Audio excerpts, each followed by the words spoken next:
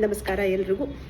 Madam, ಸ್ವಲ್ಪ ಈ ಖಾತಾದ ಬಗ್ಗೆ ಇನ್ನೊಂದಷ್ಟು ಇನ್ಫಾರ್ಮೇಷನ್ ಕೊಡಿ ಅಂತ ಹೇಳ್ತಾ ಇದ್ದಾರೆ. ಯಾಕಂತಂದರೆ ಇವಾಗ ಬಿ ಖಾತಾಯಿಂದ ಎ ಖಾತಾ ಆಗಬೇಕಾದ್ರೆ ಈ ಖಾತಾ ನೆಸೆಸಿಟಿ ಇದೆಯಾ? ಹೌದು. ಅಂತಂದರೆ ಎ ಖಾತಾ ಸೈಟ್ಸ್ ಇರಬಹುದು, ಬಿ ಖಾತಾ ಸೈಟ್ಸ್ ಇರ್ಬೋದು. ಫಸ್ಟ್ ಈ ಖಾತಾ ಮಾಡಿಸ್ಲೇಬೇಕು. ಈ ಖಾತಾ ದಿಸ್ ಇಸ್ ಎಲೆಕ್ಟ್ರಾನಿಕ್ ಸರ್ಟಿಫಿಕೇಟ್ ಅಂತ ಹೇಳ್ತೀವಿ.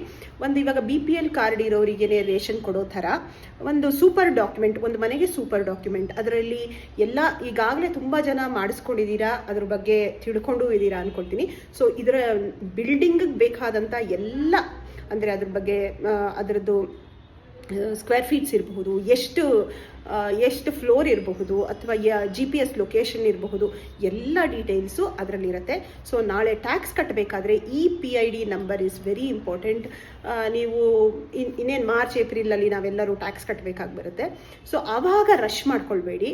ಅಂತಂದರೆ ಮೇಡಮ್ ನಾವು ಮಾಡಿಸೇ ಇಲ್ಲ ಈ ಖಾತಾ, ಹೇಗೆ ಕಟ್ಟೋದು ಅಂತ.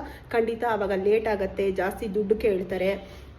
ಸೊ ನೀವು ಇವಾಗಲೇ ಈ ಖಾತಾ ಪ್ರಿಪ್ರೇಷನ್ ಸ್ಟಾರ್ಟ್ ಮಾಡಿಕೊಂಡ್ರೆ ಭಾಳ ಒಳ್ಳೆಯದು.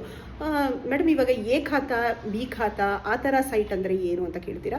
ಸೊ ಇಟ್ ಈಸ್ ಗೌರ್ಮೆಂಟ್ ಅವ್ರದ್ದು ಒಂದು form number 9, form number 11A, form number 11B ಅಂತ 3 ಫಾರ್ಮ್ಸ್ ಇರುತ್ತೆ. ಸೊ 9 ಆ್ಯಂಡ್ 11A ಎಲ್ಲ ಎ ಖಾತಾ ಸೈಟ್ಸ್ ಎಲ್ಲ ಅದರ ಅಂಡರ್ ಬರುತ್ತೆ. ಅದು ಅಂದರೆ ಅದರಲ್ಲಿ ಕನ್ವರ್ಷನ್ ಆಗಿರೋ ಲ್ಯಾಂಡ್ ಡೀಟೇಲ್ಸ್ ಇರುತ್ತೆ, ತಹಸೀಲ್ದಾರ್ದಿಂದ ಸೈನ್ ಆಗಿರೋ ಸ್ಕೆಚ್ ಕಾಪಿ, ಅದಕ್ಕೆಲ್ಲ ಕೊಟ್ಟು ಅದನ್ನು ಎ ಖಾತಾ ಅಂತ ರಿಜಿಸ್ಟರ್ ಆಗಿರುತ್ತೆ ದ ಸೈಟ್.